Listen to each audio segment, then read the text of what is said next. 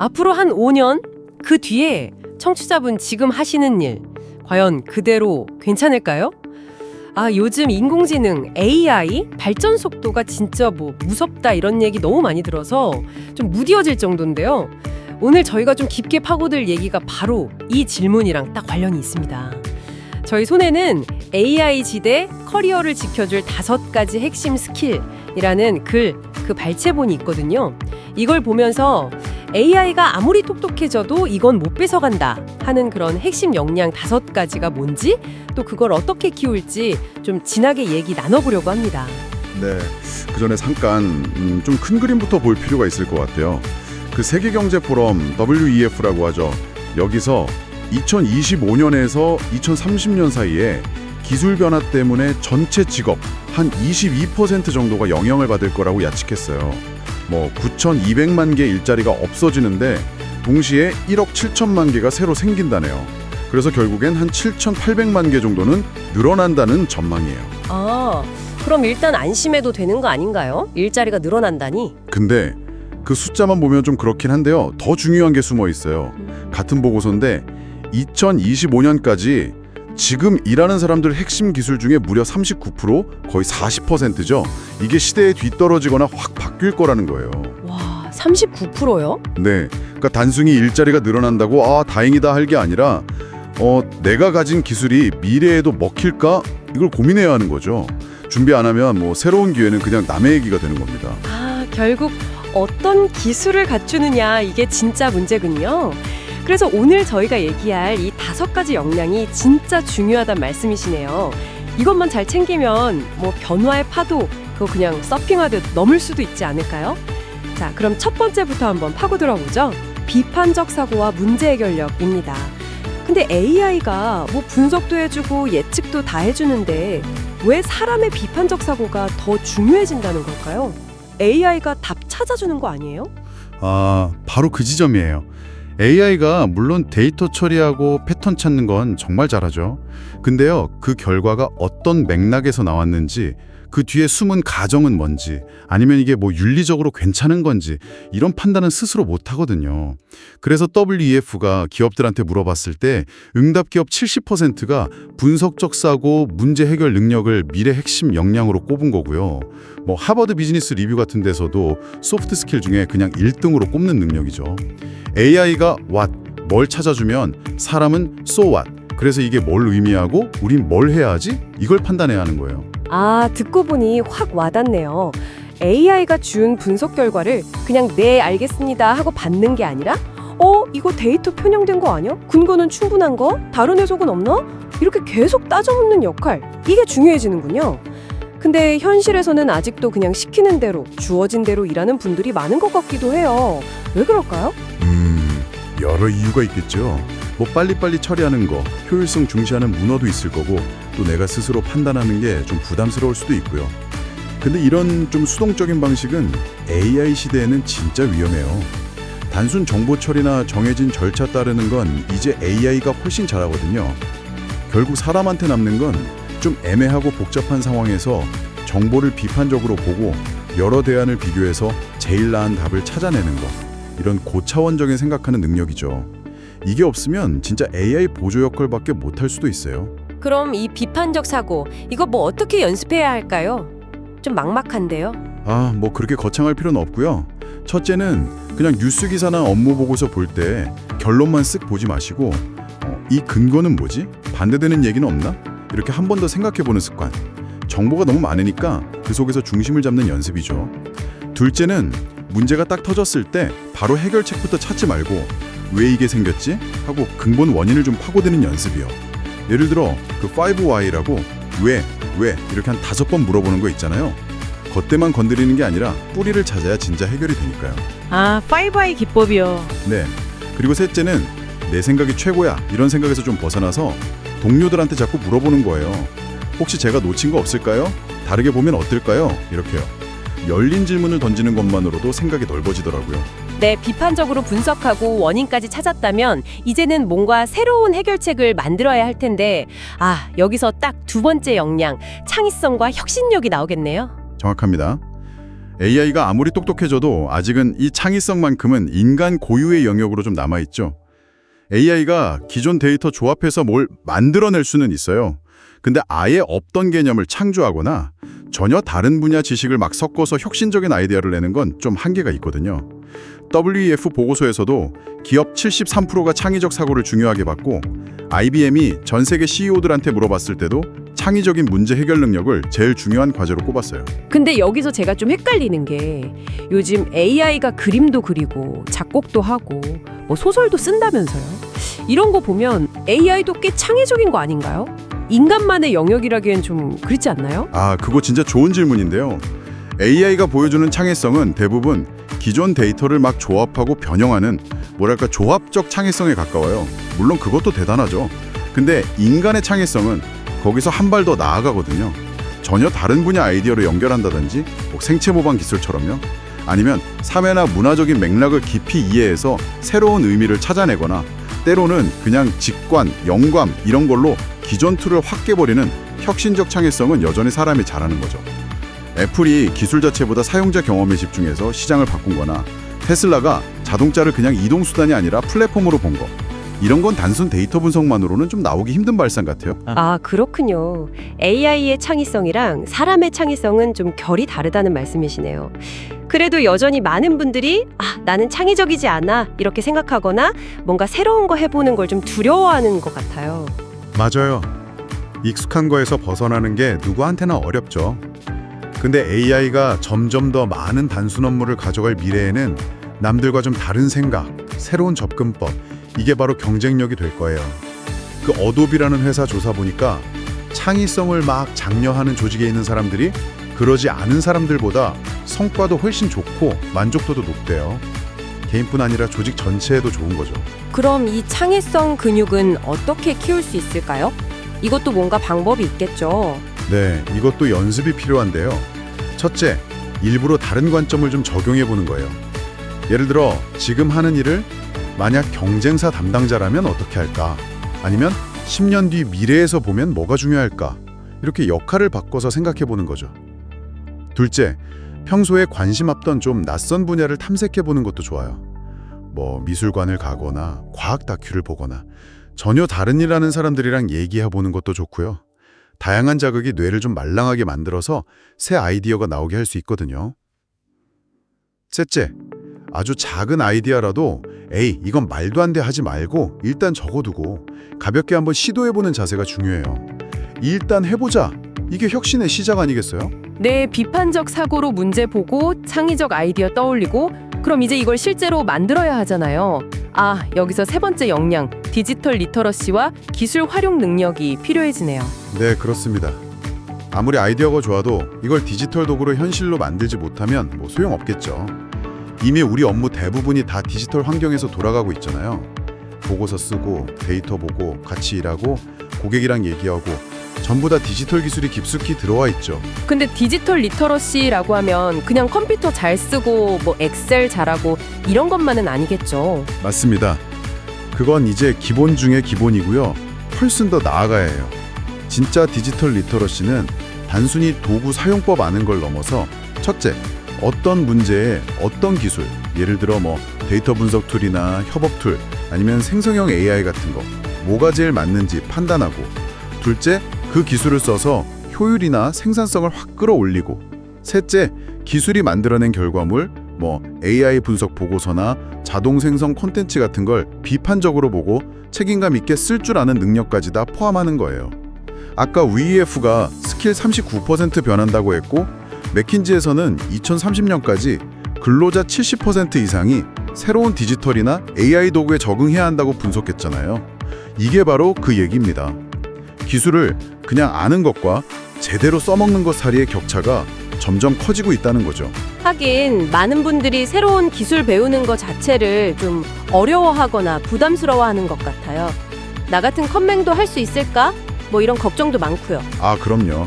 충분히 이해됩니다. 근데 중요한 건 모든 기술의 전문가가 될 필요는 없다는 거예요. 핵심은 내 업무와 관련해서 필요한 기술을 배우고 그걸 똑똑하게 활용하는 능력을 키우는 겁니다. IBM 조사에서도 기업 리더들이 AI나 디지털 기술 활용 능력을 인재 확보의 핵심으로 보더라고요. 기술에 막 눌릴 게 아니라 기술을 내 편으로, 내 강력한 조수로 만드는 법을 배우는 게 중요한 거죠. 그럼 이 디지털 활용 능력 어떻게 하면 좀 더 쉽게 다가갈 수 있을까요? 팁 같은 거 있을까요? 한 3가지 정도 접근법을 제안해 볼 수 있을 것 같은데요. 첫째, 이미 쓰고 있는 도구들 있잖아요. 구글 문서나 MS 워드, 파워포인트 같은 거. 거기에 숨어 있는 AI 기능부터 한번 써보세요.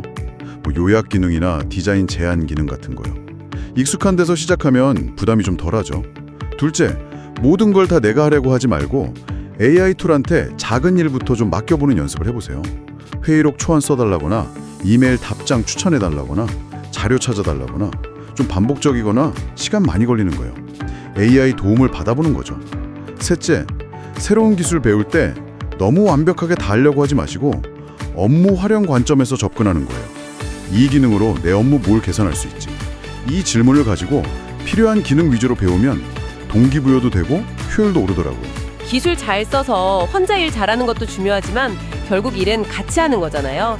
팀원들이랑 협력하고 시너지 내야 하는데 여기서 4번째 역량인 감성지능과 리더십이 딱 중요해지는 것 같습니다. 이건 정말 AI가 못하는 영역이죠. 그렇습니다.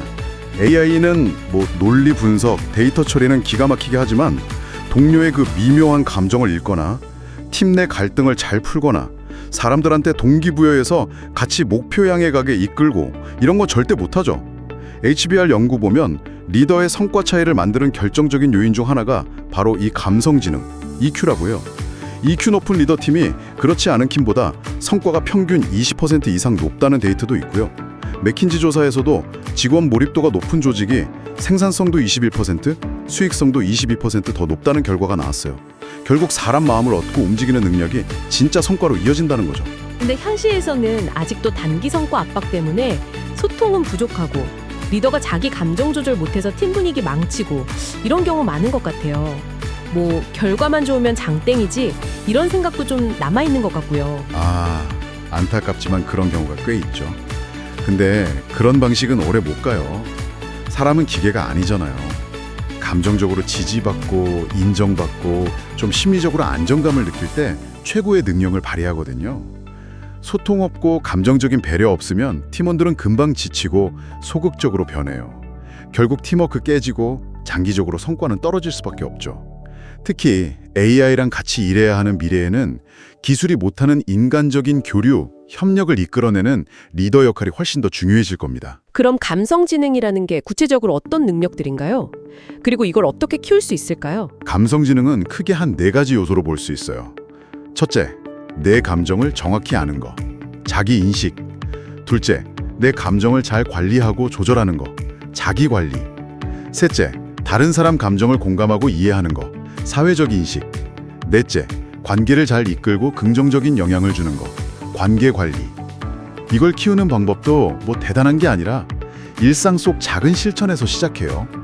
첫째, 하루에 한 번이라도 잠깐 멈춰서 나 지금 기분이 어떨까? 왜 이렇지? 하고 스스로에게 물어보세요. 그냥 알아차리는 것만으로도 큰 변화가 시작돼요. 둘째, 대화할 때 상대방 말만 듣지 말고 표정이나 말투 같은 비언어적인 신호에도 좀 주의를 기울여 보세요. 숨겨진 감정이나 의도를 파악하는 데 도움이 되거든요.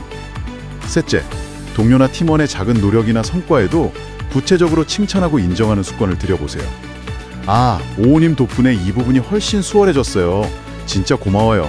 이런 진심 어린 한마디가 신뢰를 쌓고 좋은 관계를 만드는 아주 강력한 힘이 됩니다. 듣고 보니 감성지능과 리더십은 AI 시대에 오히려 더 중요해지는 정말 인간다운 역량이란 생각이 드네요. 자, 이제 마지막 5번째 역량으로 가보겠습니다. 바로 평생학습과 적응력인데요. 어쩌면 앞에서 말한 4가지를 계속 발전시키려면 이게 가장 기본이 되는 태도 아닐까 싶기도 하고요. 네, 정확히 보셨습니다. 변화 속도가 뭐 거의 기하급수적으로 빨라지는 시대잖아요. 나는 이제 배울 만큼 배웠어. 이렇게 생각하는 순간 그냥 바로 뒤처지기 시작하는 거죠. WEF가 핵심 스킬 39%가 변할 거라고 했고, 맥킨지는 전 세계 근로자 14%, 그러니까 약 3억 7천만 명이 직무를 바꿔야 할 수도 있다고 분석했어요. 이게 뭘 의미하냐면 이제 한 번 배운 기술로 평생 먹고 사는 시대는 정말 끝났다는 거예요. 끊임없이 새로운 걸 배우고 변화에 적응하는 능력이 이제 생존과 성장의 필수 조건이 된 거죠. 그런데 많은 사람들이 변화 자체를 좀 두려워하고 새로운 걸 배우는 걸 부담스러워하는 것 같아요. 특히 예전에 성공했던 방식에 익숙하면 더 그럴 것 같기도 하고요. 그렇죠. 예전 성공 방식이 이제 안 통할 수도 있다는 걸 받아들이는 게 쉽진 않죠. 근데 그런 태도를 계속 유지하면 어떻게 될까요? 새로운 기술 익히고 변화에 빨리 적응하는 동료들은 계속 새 기회 잡고 성장하는데 과거에 머물러 있는 사람은 점점 설 자리를 잃게 될 수도 있어요. 이게 단순히 개인 문제가 아니라 조직 전체의 경쟁력 약화로도 이어질 수 있고요. 그래서 IBM CEO 설문에서도 응답자 80% 이상이 직원들이 계속 스킬 배우는 게 조직 성공의 필수라고 답한 겁니다. 그럼 이 평생학습 태도랑 적응력은 어떻게 습관으로 만들 수 있을까요? 그냥 뭐 자격증 따고 학위 추가하고 이런 거랑 좀 다른 얘기 같거든요. 이렇게 받아들이는 긍정적인 마음가짐이에요. 이걸 기르려면 첫째, 너무 거창하게 시작할 필요 없이 매일 아주 작은 학습 목표를 세우고 실천하는 거예요.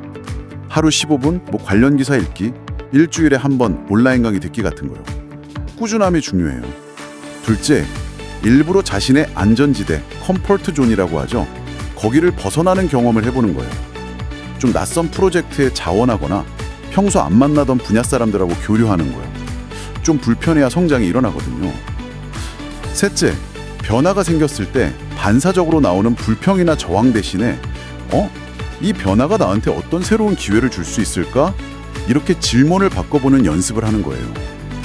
관점만 바꿔도 스트레스가 성장의 동력이 될 수 있더라고요. 아, 정말 중요한 말씀이네요.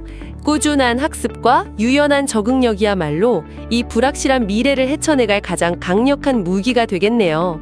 자, 오늘 저희는 AI 시대에도 흔들리지 않는 커리어를 만들기 위한 5가지 핵심 역량을 정말 깊이 파헤쳐 봤습니다. 다시 한번 정리해 볼까요? 첫째, AI 분석 너머의 맥락 읽기, 비판적 사고와 문제 해결력. 둘째, AI는 못 만드는 새로운 가치 창조, 창의성과 혁신력. 셋째, 기술을 도구로 지배하는 힘, 디지털 리터러시와 기술 활용 능력. 넷째, 인간적인 연결과 협력의 중심, 감성지능과 리더십. 그리고 마지막으로 계속 진화하는 능력, 평생학습과 적응력이었습니다. 네, 이 5가지는 그냥 따로따로 있는 스킬 목록이 아니에요. 서로 막 연결돼서 시너지를 내는 AI 시대의 우리 인간이 가진 가장 강력하고 대체 불가능한 자산이라고 할 수 있습니다. 기술이 발전할수록 오히려 이런 인간적인 역량의 가치는 더 중요해질 거고요. 이게 바로 청취자분의 미래를 지켜줄 가장 든든한 안전망이자 새로운 기회를 여는 열쇠가 될 거라고 저는 확신합니다. 맞습니다. 오늘 당장 이 모든 걸 다 갖추려고 하기보다는 이 5가지 중에 뭐 하나라도 좋으니까 아주 작은 실천부터 시작해보는 게 중요할 것 같아요. 왜? 라고 한 번 더 물어보기. 떠오른 아이디어 그냥 흘려보내지 않고 메모하기. 새로운 앱 기능 하나 써보기. 동료한테 진심으로 고맙다고 말해보기. 하루 10분이라도 새로운 정보 찾아보기. 이런 작은 습관들이 쌓이고 연결되면 청취자분의 커리어는 정말 누구도 예상 못한 방향으로 성장할 수 있을 겁니다. 마지막으로 청취자분께 한 가지 생각할 거리를 던져드리면서 마무리하고 싶습니다. 이 5가지 스킬을 각각 잘 닦는 것도 물론 중요하지만 한 단계 더 나아가서 이 스킬들을 어떻게 융합해서 청취자분만의 고유한 경쟁력을 만들 수 있을지 한번 고민해 보시는 건 어떨까요? 예를 들어서 날카로운 비판적 사고 스킬 1으로 시장에 숨겨진 니즈를 딱 찾아내고 여기에 창의적인 아이디어 스킬 2를 더해서 혁신적인 서비스 모델을 구상한 다음에 최신 디지털 기술 스킬 3를 활용해서 시제품을 만들고 이 과정에서 뛰어난 감성지능 스킬 4로 팀원들의 열정을 막 이끌어내면서 또 끊임없이 배우고 개선해 나가는 스킬 5를 이런 사람은 과연 AI가 대체할 수 있을까요? 이 질문에 대한 답을 찾아가는 그 여정 자체가 바로 청취자분의 미래를 만드는 과정이 될 거라고 생각합니다.